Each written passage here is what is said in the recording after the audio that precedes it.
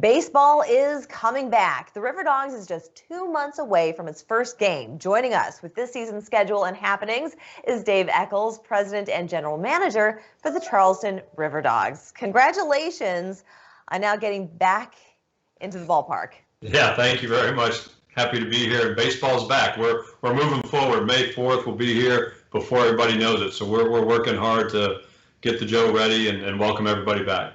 Definitely. And I want to get into the schedule, the roster, all those good things. But first, how long has it been since you played your last game? It's at times felt like it's flown by, but at the same time, it's really been September of 2019 since the last time we had RiverDog baseball at the Joe. So everybody's really itching to come out and enjoy a nice breeze on the Ashley, but see some RiverDogs playing, and we're ready. We did a lot of virtual high fives when we got the news, so we're excited and be ready to go. Air high fives. But since September of 2019, so what did the players do to stay in shape during that time? Well, our players are actually employees of the Major League team, so they're at the discretion of what Major League wants them to do. So there's either training sites or they're really on their own for the most part, because our guys are really young. So the 18 to 22, 23-year-old kids, those kids unfortunately are really on their own. And for this whole almost a year that we've had free of baseball, we've had major leaguers in Charleston, working out at the ballpark from time to time. So really they are on their own trying to stay in shape and just get ready for when the call comes. So it's a challenge, not just for us, but for the players as well.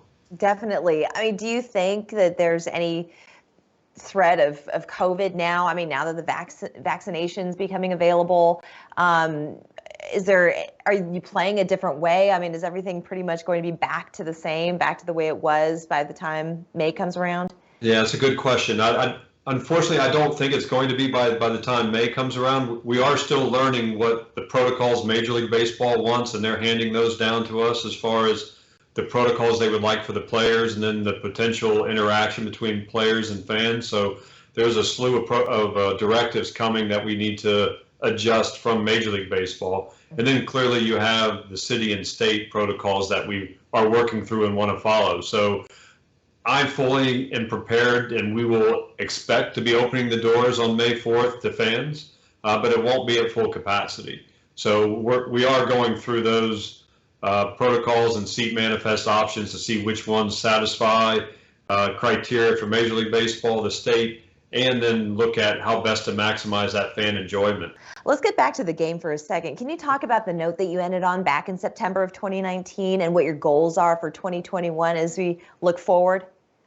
Yeah, it's really night and day, because 19 we came off a great year, both on the field and business-wise, brand-wise at the ballpark. So we really had high expectations going into 20. So the fact that we weren't allowed to play in 20, the community really, can't thank the community enough for how they embraced our situation and were willing to work with us, season ticket holders, media partners, and corporate partners, just to help us still be at the point we are right now. So the community's support has been overwhelming for us, so we can't thank everybody enough for that.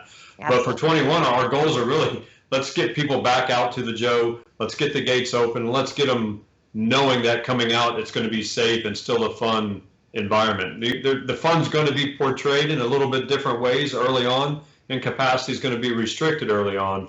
But we're confident we can do it in a safe manner and get everybody accustomed to coming. So with the restrictions, we are urging people to take a look at, try to forecast a little bit so you can get to the games you want to, because we aren't going to be able to put 5,000 every game starting in May, but hopefully we'll get to that point before the season's over. Yeah, fingers crossed for sure. Can you talk real quick about the roster that you've got going on this year?